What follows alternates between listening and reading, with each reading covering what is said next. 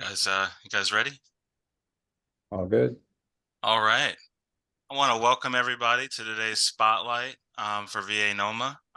My name is Ian Vaughn. I'm the president of VANOMA, which is the Virginia chapter for the National Organization of Minority Architects. And one of the good things we do each month is we try to do a member spotlight where we highlight one of our members or students, also with one of our school chapters to help highlight their stories within their architectural journey. Today we have a special guest, Trajan Baker from Hampton University, and a few other students from KNUST out of Ghana. And in just a few moments, we're going to hear from them. But first, I'm going to hand it over to Zach Robinson, one of our NOMA members, and also a Hampton University alum. Hi, everybody. So Ian pretty much summed it all up. I'm pretty much just going to facilitate and introduce you to the wonderful students that we have today. So we have Trajan, like Ian said, from Hampton University here in Virginia. And we also have students from the Kwame Nkrumah University of Science and Technology over in Ghana. And they worked on a project together that you'll hear more about in the future. So we'll get started with Trajan. I'm going to share my screen. So thank you everyone for joining us. I'm really happy to be here. My name is Trajan Baker. I'm currently a grad student in the Hampton University Masters of Architecture program. And I just want to start by saying thank you to Ian and Zach for inviting me on today. This is a really cool series that Virginia NOMA does, and I'm just really appreciative to be able to share my story with you all. So we'll dive right into it. Basically going to give you all some quick highlights about my journey at Hampton University. It's truly been a transformative process that has really allowed me to find my creativity and really find my passion in the world. So I can't emphasize enough how much Hampton has done for me and how grateful I am for this journey. So as the quote says here, success is a journey. It's not a destination. It's all about the steps that you take to get there. I am graduating in May of 2024. Looking forward to it. Dr. Sanchez is on the line, so hopefully she's on the same page as me with graduation. Thank you for being here, Dr. Sanchez. And the quote that I just want to leave you all with is creative expressions that explore the blend between architecture and art. Next slide. Find your passion and stick with it. As a freshman, this kicked everything off for me. I was in studio working on my architecture projects, and I had this moment of inspiration where I wanted to dive into art. It was something I was always interested in and always had a knack for, but I didn't really have an application for it until freshman year, where I started a custom clothing business that really allowed me to refine my skill set, which aided my architecture a lot. It allowed me to really develop that eye and continue to get better at it. Next slide, please. Become an influencer within your environment. So any setting that I found myself in during my years at Hampton University, I tried to be a leader within it, and I tried to grow myself actively through it by plugging my creativity and really just being that person of change when needed. Disney Design Challenge of 2022. This was an opportunity for 4 Hampton students to come together from different majors. So we had 2 architecture majors, a marketing major, and a finance major. And we actually put together a first place winning proposal called Zahara's Palace. And super fun working on that. It was about sustainability and really coming up with an innovative design approach that could teach the community about flooding efforts. So wish I could dive into that more, but we're going to keep it going here. That image in the right is actually a barbershop on campus. And I had the opportunity to do a mural in there for the owner. So just getting connected with the community that way. And the mural that you see in the bottom right was actually the very first mural that I ever did. And that was in Brooklyn, New York. Next slide, please. Building your network to increase your net worth. This is something that I've really tried to employ at my years at Hampton. That same year after winning the Disney on the Yard Challenge, I was actually blessed with the opportunity to be named a AT&T inaugural Rising Future Maker, which is a really cool opportunity to come together with a cohort of HBCU students. And that was an amazing networking opportunity that I still utilize to this day. Next slide, please. And one of my favorite moments of my Hampton University career was this hoodie. that you see to the right. This was entitled We Rise, and it was actually released in Target stores nationwide 2021. And this was a result of winning the HBCU Design Challenge that Target hosts every year. So just another amazing opportunity to let my creativity shine and really get connected with the community. And currently, I'm still on Target's team. This was just a temporary opportunity, but I actually kept that network going and allowed it to work for me. And so I'm a freelance designer. I'm on their Cat and Jack team now, and I just had my second graphic come out a couple weeks ago. Next slide, please. Your gifts will ignite community. So here you can see the different, everybody's wearing that hoodie. Next slide, please. Ambition is the key to enduring success. So continuing to take those opportunities and just doing as much as I can with them to further get my name out there and really just cultivate that spirit of leadership. Next slide, please.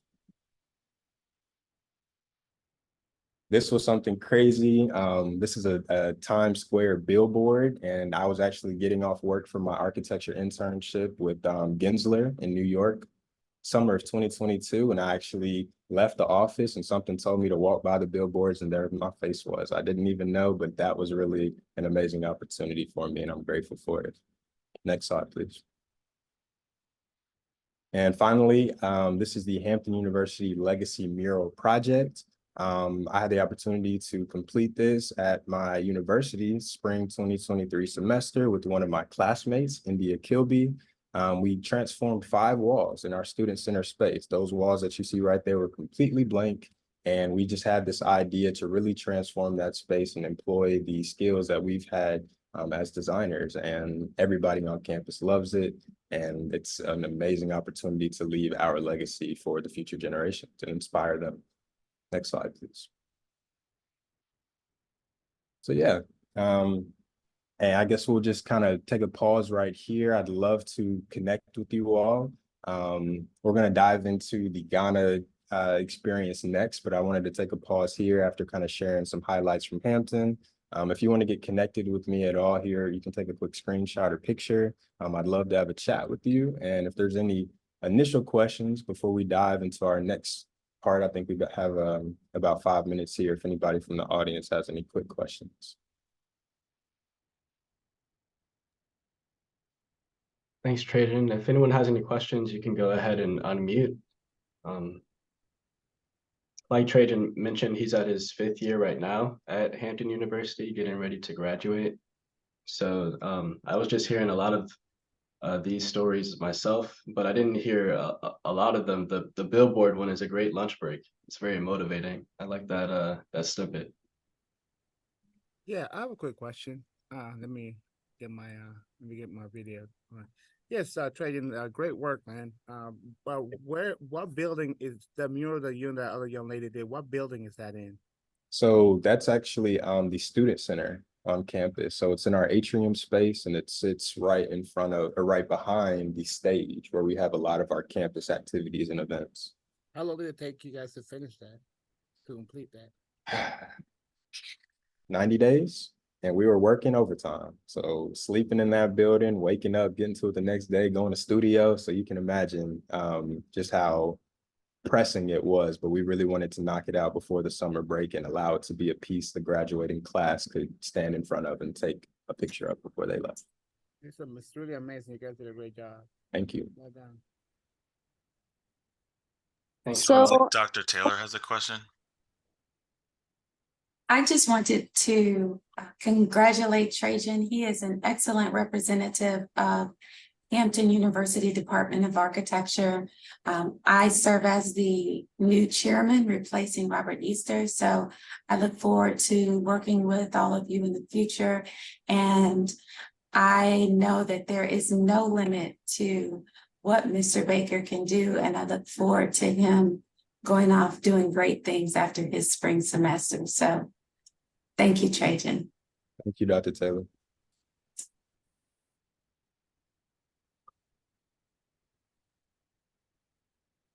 Thank you. I think Emily, you have your hand up next. Yes, so as a first year architecture at Hampton University, Trajan, thank you for kind of like getting us connected to even this and just being an inspiration in our program. So I see that there's like a lot of involvement throughout your years. So like, how was like time management and stuff like that for you? It was everything for me. I've gotten to the point where I'm very obsessive about my schedule in terms of like planning out literally every part of the day. And I've gotten to the habit, like as soon as I think about having something to do or knowing that something needs to be accomplished, I immediately schedule it. Because if I don't, I'm gonna forget about it. It's gonna put more stress on me. And that was always my thing. I'm like, I can juggle a million things as long as I have a plan of attack, as long as it's written down, as long as I know when it's going to get done, cool. But when I start missing deadlines, I start missing assignments, that's when the stress really loads up. So as an architecture major, it's really about spending your time wisely when you're in studio. It's going to be, temptations to talk to your studio peers, get off track, but being locked in for those 4 hours that you're in studio can really go a long way. So it's just about intention and staying disciplined. Well Okay. said. That definitely translates to the professional world. So Yeah. appreciate that thought. And speaking of time, let's probably try to move on to the next part of the programming. Sounds good. Thank you for the question. Let me see if I can close out sharing.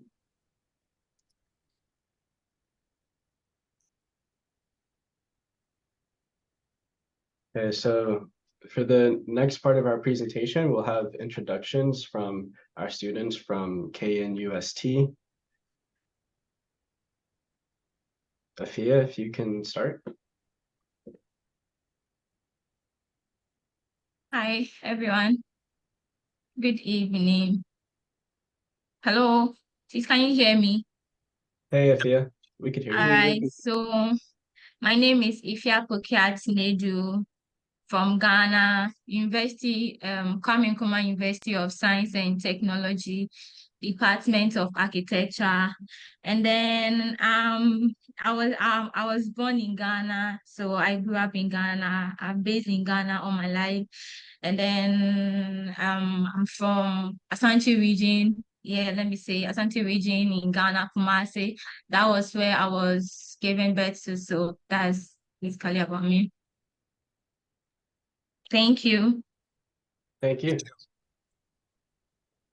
Hi everyone, I'm Mirabel Kakraba Sagoe, also in Kwame Nkrumah University of Science and Technology in 4th year, and I was born in Ghana, and I come from the central region in Ghana. Thank you. Thank you very much. Hi everyone.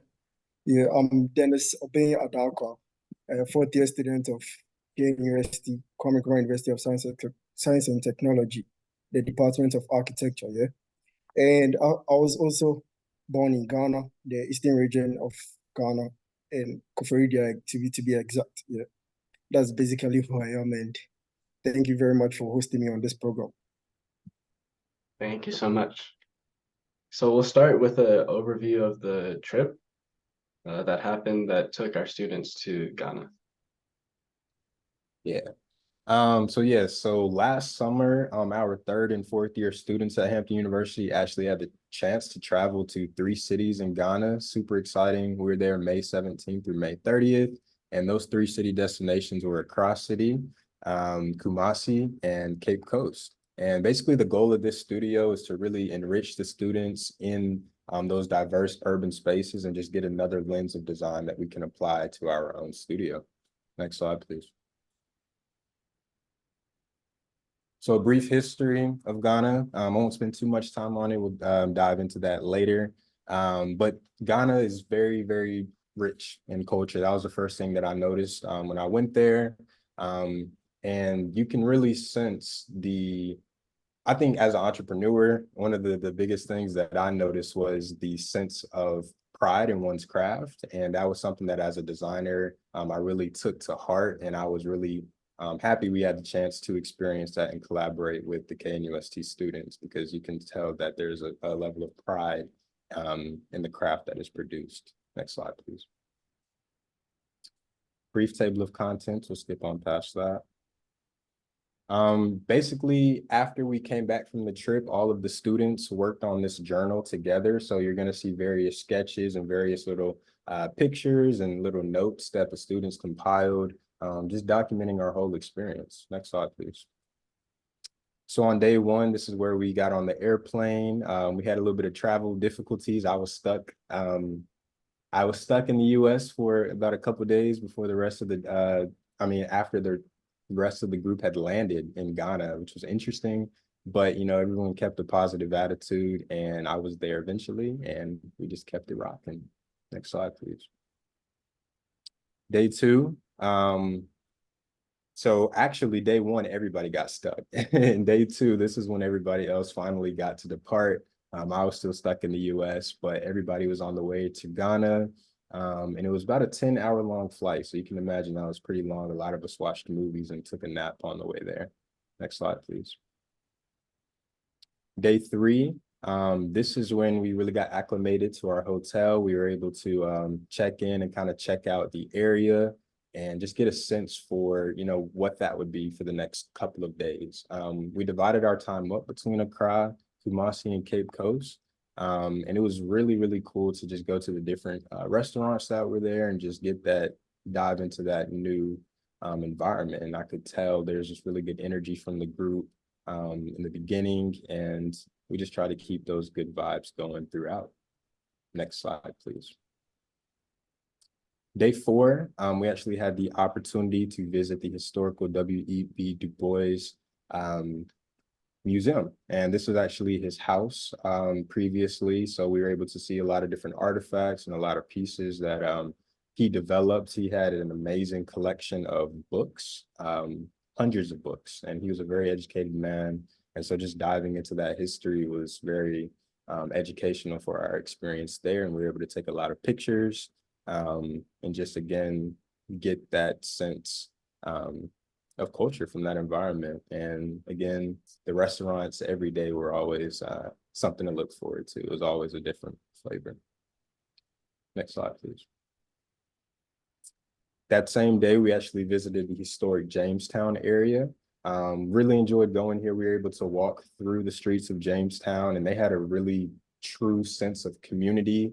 Kids were running around everywhere. Everybody was outside. And you could tell that there was such a sense of community that nobody was really worried about the kids going somewhere they shouldn't. Everybody was looking out for one another. That's something that I really, really appreciated coming into that area. There's a lot of history with this in the area with the British, and you can see on this slide, we try to also take into account different historical pieces and kind of see how that ties into the architecture of the area and the urban scale. Next slide, please. Day five, probably my favorite day. This is when I actually had the chance to collaborate with an artist from Ghana. His name was Kwame Nkrumah, and I actually saw him. He was selling his paintings outside of a museum after we toured it one day, and we struck up a conversation. And he said, well, I said, I'm really looking forward to painting a painting while I'm here. I would love to. I think it would be very inspiring. And he said, okay, cool. I'll pull up to the hotel. I'll bring the canvas and the materials. I know you don't have any of it, so I'll bring everything, and we'll set up poolside. And that's exactly what we did. And you can see the piece that we collaborated on together in the top right corner. His signature style was applying African fabric to the canvas. And so he did that for the base of the trunk of that tree. And then I went in and painted a lot of the details on it. Next slide, please. So for day six, we actually went back to Jamestown. We took those initial notes that we had. And then this time we were able to go see some more of the different landmarks in the area. And every day there is an emphasis on sketching. That's one of the big things with the urban travel studio, taking sketches. And I think at the end of the trip, we had to have done at least 30 sketches. So that's at least 2 sketches per day of significant architecture, but also anything that catches our eye or anything of importance to us. So it was a really good way to document our experiences and also sharpen our sketching abilities. Next slide, please. Day 6 again. For day 6, we actually were able to meet up with the Ghanaian Institute of Architects office. So we actually met with professionals in the area to kind of get their take on the urban fabric of Ghana and just kind of see some of the issues that they were facing. And it was really interesting to hear that their architects face a lot of similar issues to the ones that we have. The biggest difference I would say is the value of the architect. I would say in the US, the architect isn't regarded as high as like the lawyer, the doctor, those professions, but in Ghana, the architect and the urban planner has much more of a significant role. And I think that makes sense because you're literally determining how the society is flowing and functioning. So I appreciated that perspective. Next slide, please.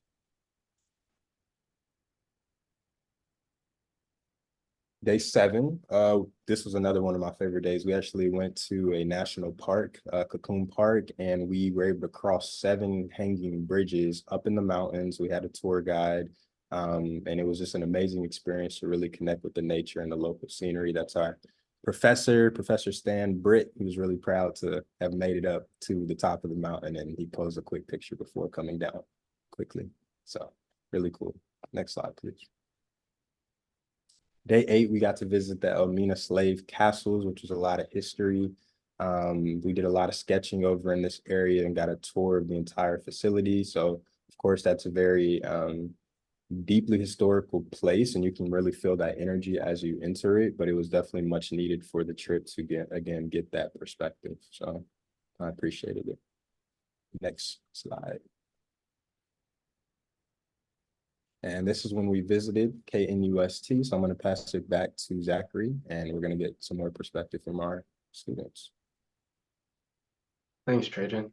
So we pretty much heard the American perspective going into Ghana, a lot of the interesting things that you saw, the bridges, some of the outdoor spots to eat, the artists, all of those things. So now we're going to hear from the KNUST students to hear about their experience meeting the students from Hampton University for the first time. So we'll start with Mirabel. I think, yep, if you could just unmute, and next we'll have Afia and then Dennis. So meeting the students from Hampton University was actually a fascinating experience. I remember speaking to Summer and Alana, and then they were able to show me how they presented some of their studio works. It gave me a different perspective on how to present your studio work. Yeah. And they were ready to share ideas. Yeah, they were nice people. Nice. Thank you. Afia, if you could tell us your experience. Hi, everyone. Good evening once again. Okay, it was such a great experience meeting them. Actually, we really expect them. We're not expecting them at that moment. We didn't have any idea of them coming. So meeting them was such a great opportunity. It was such a big surprise to us, yes. And then having a different people coming to your space, it's kind of like you have to compose yourself and all that, but then they were very cool. And then one thing I liked about them, they were very they were communicating with everybody, sharing ideas and all that. And then I must say it's just a great privilege meeting Trajan, because through him that I've gotten this opportunity. So thank you. And then thank you for meeting you once again. And then it was such a great experience. But one thing I was expecting to see, or I was expecting to have that I didn't, is I was actually looking forward to the whole class collaborating with them, doing some projects and see how it will come up with, because we are all designing from different perspectives, different kind of climate, and then different construction technology and all that. So I was expecting to combine our ideas and then our potentials together to come up with something great and see the most potential that we have in art, but then we couldn't have that opportunity because of the time schedule and all that. But it was such a great opportunity meeting them. Yeah, thank you. Thank you. Dennis, if you could tell us about your experience.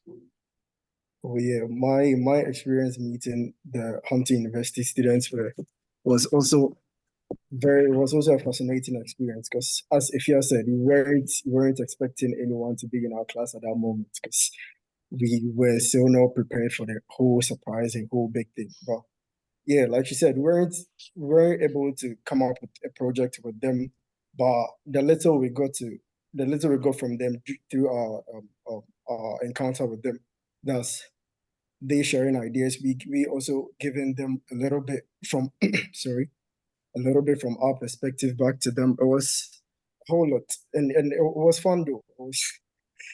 I quite remember getting so much into sharing ideas with one of them. I even forgot to ask of their name. It was so fascinating and they're yeah.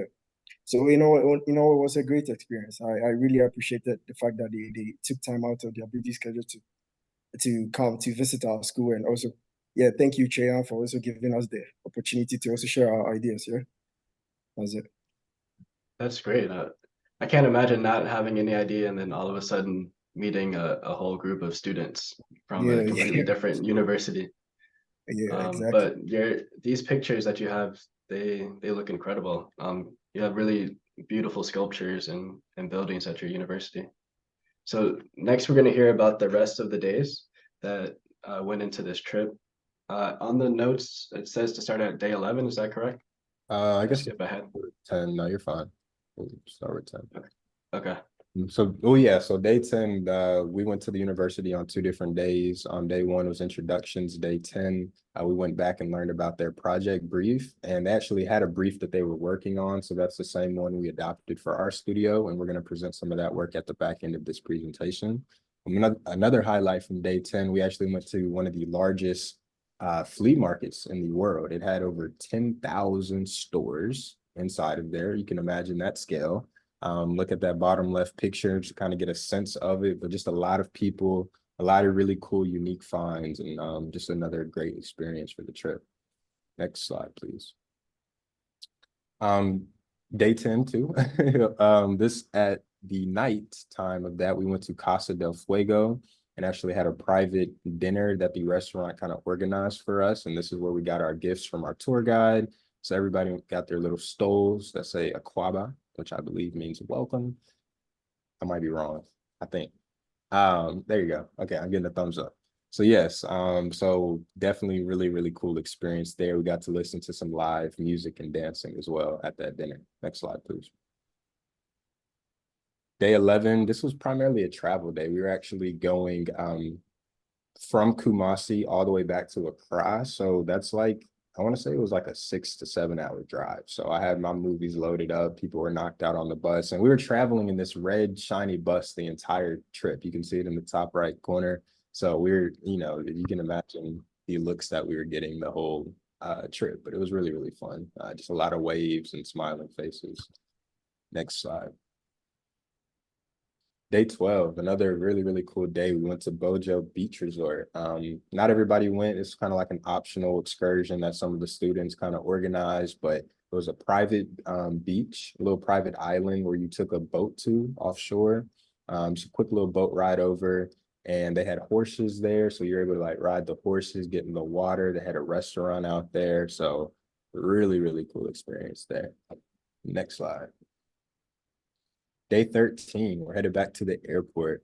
So you could kind of feel everybody was a little anxious to get back to the States, but everyone was really appreciative of the trip. I think after 2 weeks, you experience a lot and you're kind of ready to go back home. But me personally, I could have stayed a little bit longer. And I definitely will be back in the future because it's just such a grounding experience to travel. Next slide, please. And day 14, we arrived back at the Washington International Airport and made our way back to Hampton University. We said our goodbyes and we went our separate ways. And then following this trip, we can go to the next slide, Zach. So following the trip, we actually came back to Hampton University and had an in-person studio session. That's typically how our program is structured. And so we take all our notes and sketches and thoughts from travel and come together as a studio to put those together and also execute a design project. So as I mentioned earlier, we actually adopted the brief that the KNUST students were working on, and we're going to share a little bit more about that with you all now.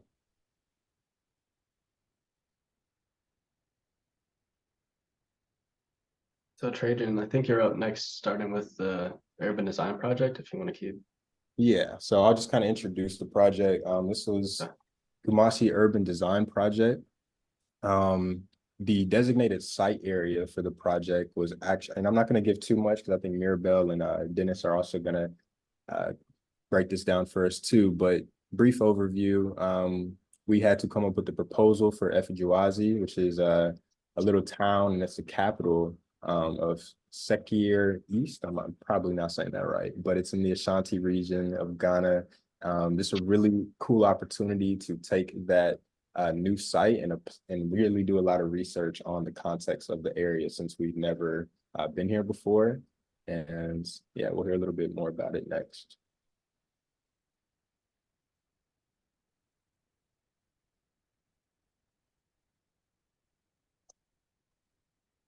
Yeah, so Uche, I think I'll take it over from here. Yeah, concerning the history of the place that Trajan mentioned, Effigiwazi. It was the name Effigiwazi originally originated from Effigiwazi, which translates into English as under Effigy.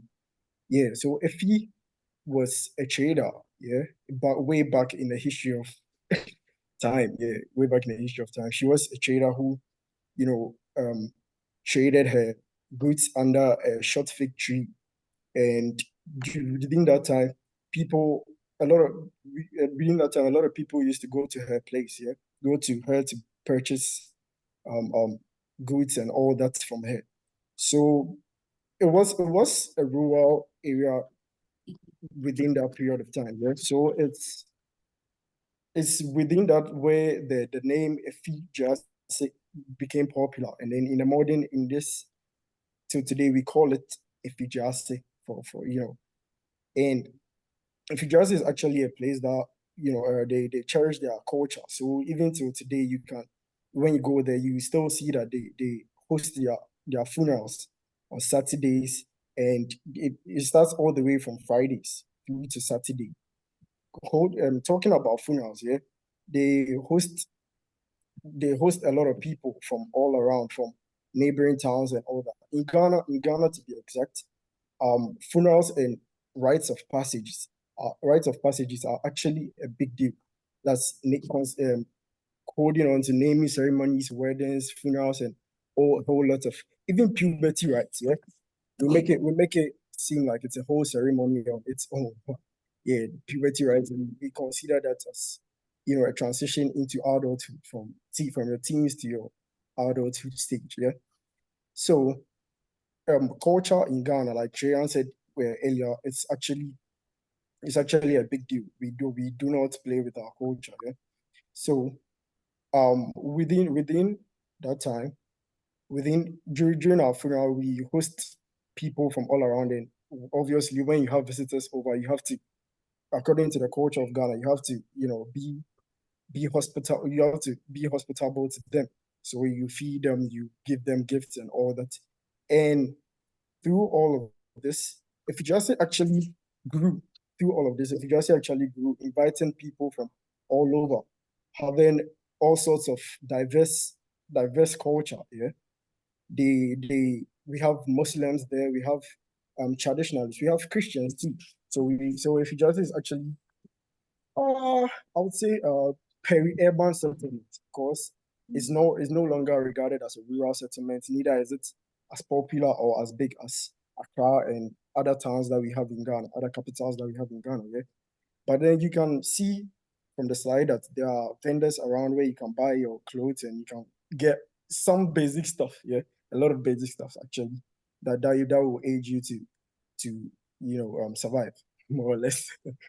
Yeah, and going back to our culture, we do bury our dead on the last day of our funerals. That's on a Saturday, and then on the Sunday we go to church for our Thanksgiving service. So it's a whole lot. It's a whole lot of moving up and down here and there and all of that. But at the end of it all, it's a beautiful ceremony that I would recommend all of you to maybe get time out of your busy schedule to come to Ghana to experience it for yourself. It would be a very nice experience. Yeah, and through that,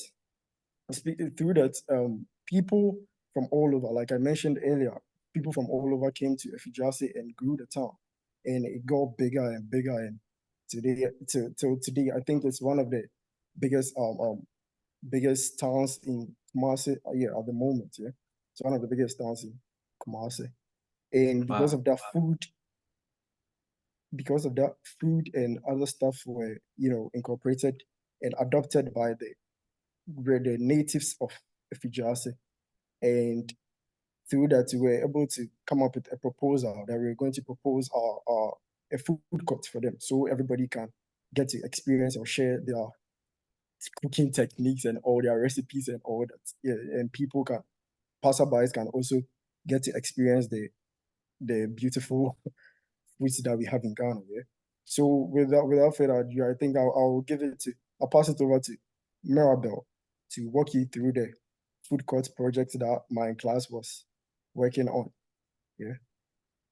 So thank you very much for the opportunity, guys. Thank you, Dennis. Thank you. Hi, everyone. So in designing the food courts, we're restricted with certain criteria. Yeah. So first of all, the food courts are supposed to accommodate a minimum of 20 food vendors. Also, it was supposed to be hygienic, such that it will facilitate the local cooking methods. Yeah. And then we had 2 sites to choose from. And then the site A was what most people went for because of its location. It was close to a major road. Yeah. And then the things we're supposed to consider in the design was accessibility, because you're supposed to design with people with like physical disabilities in mind, not just everybody else. Yeah.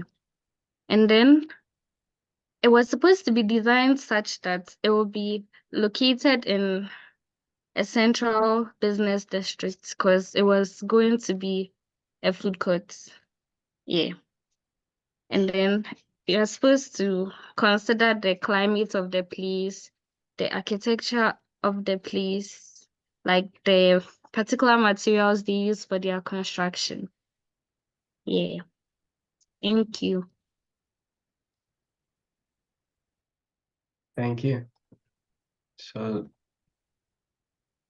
next we'll hear of one of the students' proposals for a food court and some of the reasoning behind it based on what you heard about the culture and the existing area.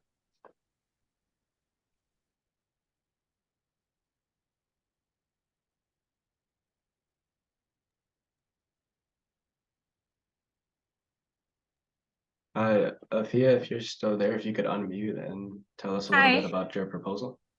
Hey. Hi, everyone.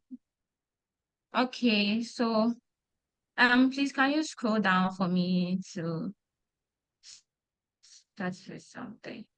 Down.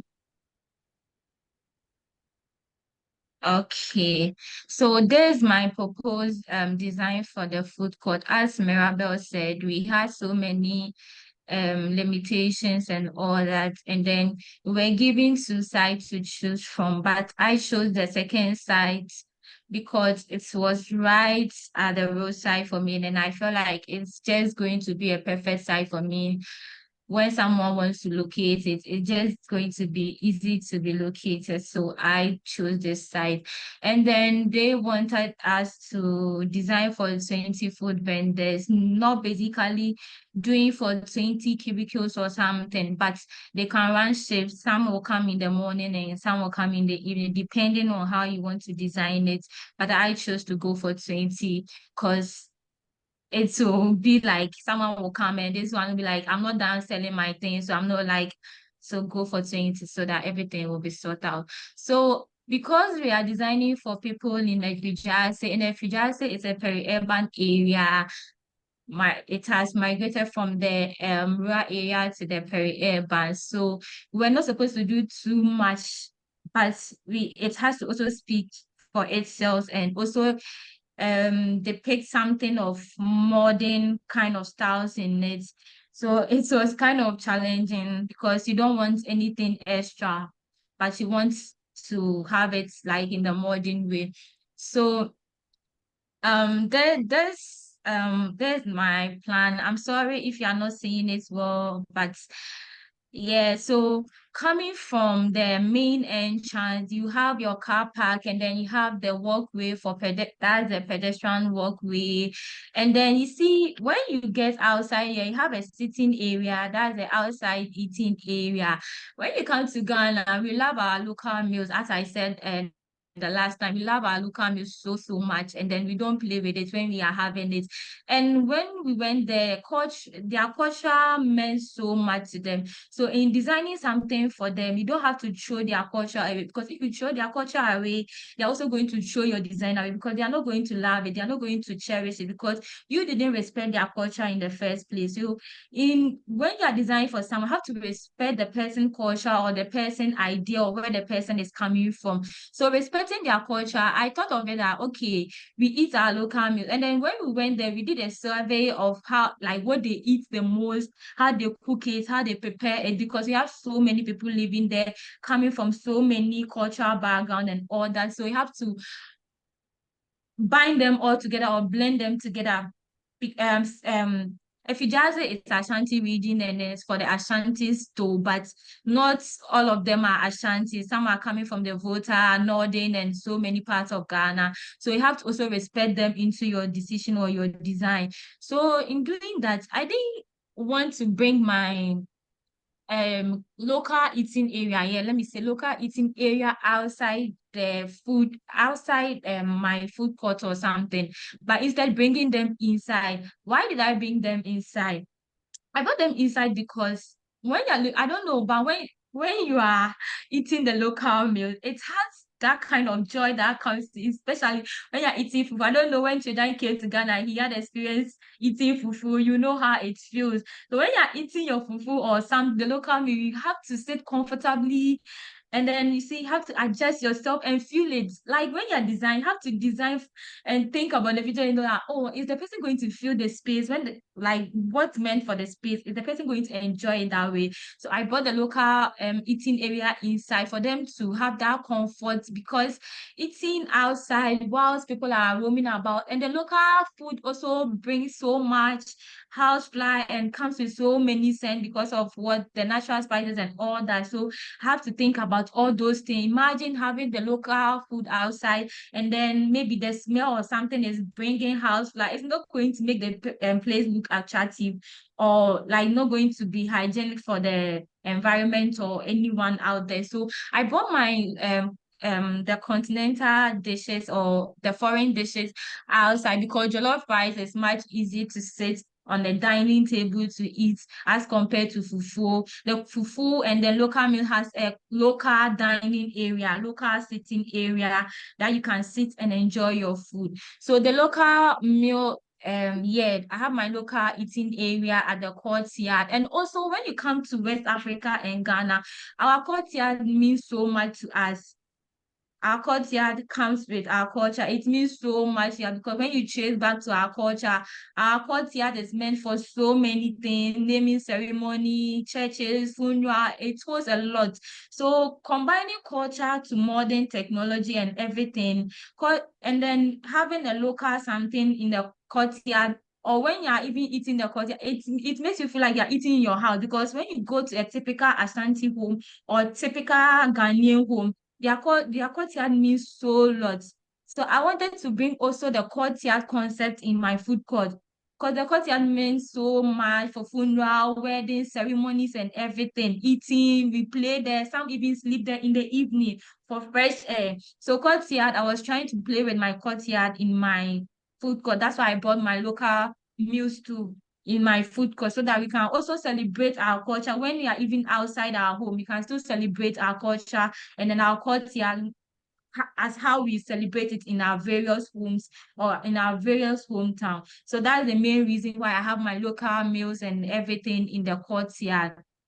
So the car will come, we have a service area, and then we have a kitchen yard. The kitchen yard is not where they cook outside, because the way we prepare most of our food is kind of like tedious and all that. And some use the local pot and everything, and then they have to use the firewood with smokes and all that. No, this is a modern blend with culture, but you have to also maintain the building as much as possible. So they don't use the local way of cooking there. So if you want to pound your fufu or do those local things, they do it outside the food court, and then they bring it here. But if you want to heat your food and then like warm your food and so many things, then you can do it at the kitchen yard. After that, you go to your cubicle, you serve it here, then they will take it to the courtyard, and then they will serve. We have people who will be serving. We have that. I had that concept in mind, that those people will take the food from the cubicle and then take it to the courtyard and serve, the same as the continental dishes. And then when we were designing Thank you, Afia. Sorry to interrupt, but I wanted to make sure we still had time to talk about the other site. But I okay, wanna so yeah, I wanna so highlight in the renderings just how modern it looks right here. But with your description, it really sounds like you captured the culture that you were talking about. It looks really great. yeah, And so Trajan, if you want to, I think you had some closing remarks as well, and then we'll get back to questions and answers. Yeah, I think Afia did an amazing job really breaking down that whole process, and a lot. I wish she was on my team. Honestly, I wish we could have brought her back to Hampton with us. But It if you looks so good. it does. If you go to the next slide, you'll see what the Hampton University team did. We split into two groups, ourselves, and came up with the proposal. So this is kind of what we came up with. And we'll just kind of flip through these quick so we still have time for question and answer. But if we hold here for a second, we'll flip through the other pages. But in this render, you can kind of see how that materiality becomes a very important aspect of the overall design, taken from the context. We didn't want to just plop a building on this site. We wanted to really look to our site and implement a lot of the cultural aspects that are going to make this thing work. So we kind of had a circular part C that allowed circulation around the site, grants nice airflow on that top level, very natural elements, the bamboos, having a central tree that actually comes through the roof to kind of serve as a gathering space. So a lot of the things that she touched on, we tried to incorporate as well. So really great project, and we'll just kind of flip through the rest of our images, precedent studies, site analysis, of course. Just some photos that we took during our site visit. Some sketches that we did early on. Some concepts for the roofing. We were really playing around with that form to make it flow and again, have that opening for the tree to come through. Roof construction, thinking about how it's going to be, how it's going to hold up in that environment. Next. Your site plan. It's your ground floor plan. You can really see that circular, how the circular party really drove how that circulation is within that space and the layout and the organization of those units and stalls. Next. Next. Next. Next. Next. And then again, yeah, touching on that materiality, that was such a driving concept within this. So, and some more perspectives. Right. So I guess we can do the Zach, you wanna do the Q&A? Well, Sure. real quick, can we go back to I know we don't have a whole lot of time and there's a lot to share with these projects, but can you take it back to one of the perspectives for a moment? I know when she was talking, she was on the floor plan, but I think some of those perspectives, just want to leave it up there.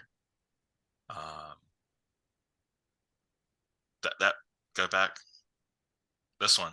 So I think what she was talking about was the culture, and then and I guess about where they eat, and this is being like the main space. So if she wants to take a little bit more time, explain that thought, but with this image here, I think it'd be good.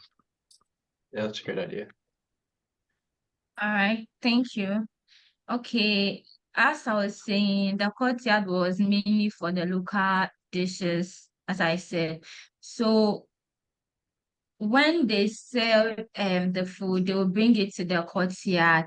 And then I didn't want it to, you see, our local meals have this kind of smell that when it's smelling, and it brings so much housefly, and then it makes the place not feel comfortable and all that. So imagine having all those food or having all the meals mixed together. This one is here, it's not organized, so it makes you confused. But when it's organized and you know that maybe you have this meal here, you have this meal that, it makes someone who cannot read or someone who is not familiar with the environment gets easy access to the place. It's like you can access where you want to go. It gives you a clear distance. But when where they are mixed together, or this person is here, there is no clear let me say there's nothing clear, like they are all just mixed together. This person is here, this one is there. It makes the place not organized, and then when the stranger too is coming there, it makes it really, really difficult. Now, as I was saying, my main reason behind this courtyard idea, I took it from our culture perspective, as Dennis was saying about their culture. When we went there, the courtyard meant so much to them. And then when you come to Ghana, when like courtyard means so much, we have a lot of things that we use our courtyard to do for funeral ceremonies, naming ceremony, everything that we do in our local homes, we do it. To even extend, a lot of people sleep in the courtyard, like in the evening for fresh air and all that. Most of them use their courtyard more than they use their room. They keep their things in the room and they sleep in the courtyard during like the evening. So courtyard is something that is really, really important, and like they cherish it so much. And then bringing courtyard into this design is going to bring that kind of culture, because as I said earlier, I didn't want to throw their culture away. I want to blend them together or incorporate them in my design. So bringing, like having their local meals or having their local dishes in the courtyard with that kind of culture is also like, when you are there, you feel like you are home. You're outside, you're eating outside though, but you are home. And then this place also give you a kind of privacy though, because the way we eat our local meal, the way we have it and the way we do it sometimes needs a little privacy. So bringing it inside was kind of a way to make everyone feel comfortable, because imagine eating soup, like it's so comes with so many things, but when you are inside, you feel like you are okay, you are secure, as compared to when you are eating jollof, you are eating fried rice. It's just you need your fork and knife, you are good to go. But the local meal comes with so many things. So that was the main reason bringing the local meals inside my courtyard. Awesome. To blend I culture with modern. no, that's excellent. Excellent. I Okay, think we thank could you. ask some more questions, open up to the audience, but I just wanted to make sure that we had a chance to look at this beautiful work. See, I actually stopped sharing so we could see each other, but I could bring it back up if you want.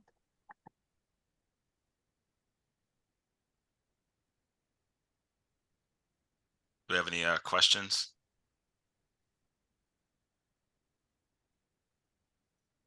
Dr. Sanchez?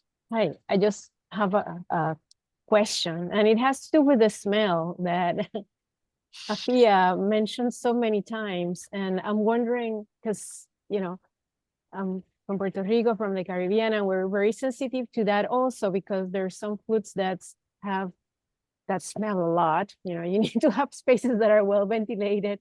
But also there's something that has to do with people that don't eat pork, or that don't want to be in an environment where there's the smell of the pork, or where there's frying oil. And I'm just curious to know a little bit more about the smell part that you mentioned so many times. All right, thank you. Please, can you go back to the plan? I want to show you something. Yes.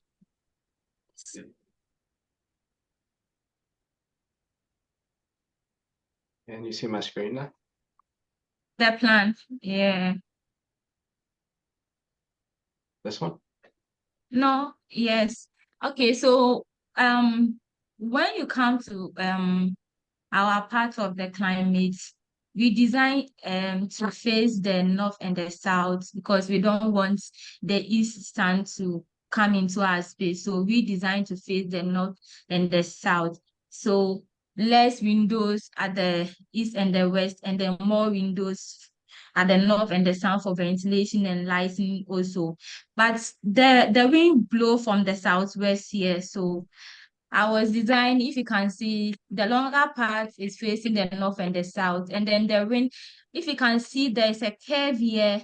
There's a curve here where the van is. There's a curve, which is it's a wooden slab. It's not a solid wall. It's a wooden slab, which is going to allow ventilation. Into my space.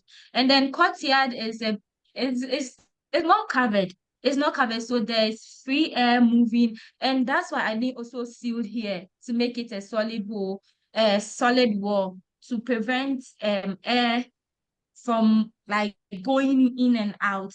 So I was much concerned about the smell. And then as you were talking about pork, some people don't eat pork. Yes, that's why we didn't make them I didn't make it a big space for them to share, but make it a cubicle, so that you cannot go to other cubicle to use their item, since they don't like something about your meal. That's why it's not a big space, but it's divided into cubicles. So you are in your cubicle, you use whatever that is in your cubicle to allow, like, bleaching someone's culture or doing something that one is not like going to like it. So you are in your cubicle. If this person is selling maybe pork, the other person is not selling pork, and then the pork owner or the pork seller cannot come out of his or her cubicle to go to someone's cubicle to use. So where I made it cubicle to prevent conflict, to prevent this person has done this, the other person has done that, or not doing something that the other person doesn't like. So I made it cubicle for security reasons, because there is door. After you are done selling your thing, you can close it. You have everything in your cubicle. You close your cubicle. You go home. The next day you come to work, for like not causing issues or anything, or for security reason. I thought about, that's what I was saying, culture, for not someone to do something that is going against someone's culture. So that's why they are all in cubicles, so that you are in your cubicle, you use what you're supposed to use, and then that's all perfect. Thank you. Thank you. Yeah. So I think we were supposed to close at 1, but the students can stick around for a little bit. We might be able to take one last question from anyone. I just want to thank you all for sharing this experience that you had. I really appreciated hearing both perspectives. And I think it's rare that we get a chance to experience completely different cultures, but it gives us a chance to really appreciate the differences and see them a lot more clearly than we might when we're in the same space. So I hope I can tell that you all got a great experience out of the travel abroad. And I hope you guys stay in touch, and I look forward to hearing much about your future successes, because I think the KNUST students are graduating this year as well, correct? Or this upcoming spring, 2024? Okay. Yeah, that's right. That's right. So you'll all be going off and doing great things, I'm sure. A lot of talent. I'm really excited for the future for you guys.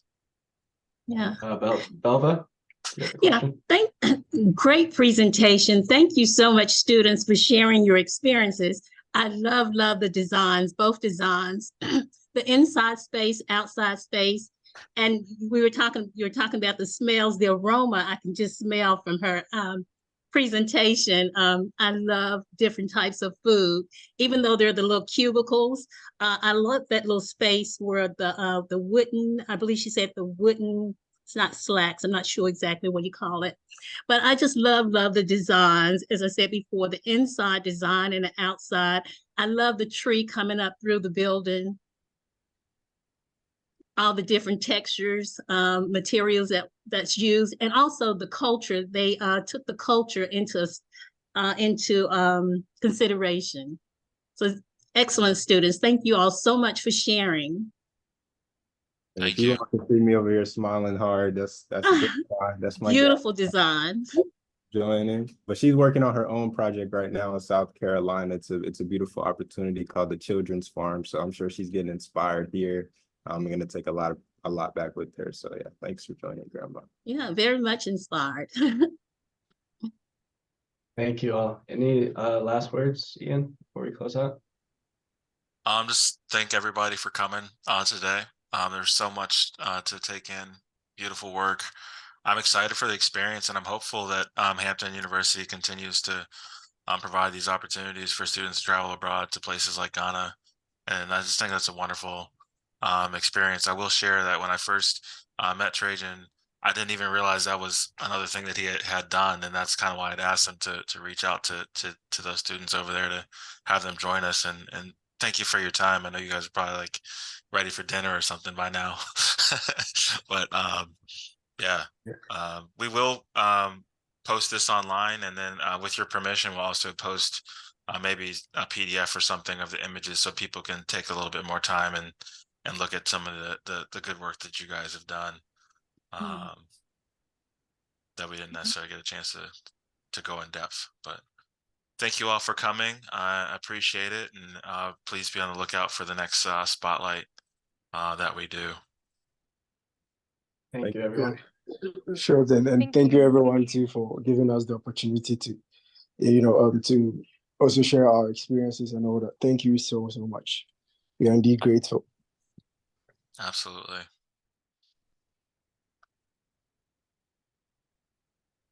Take care, everybody. All right. Thank you. Bye.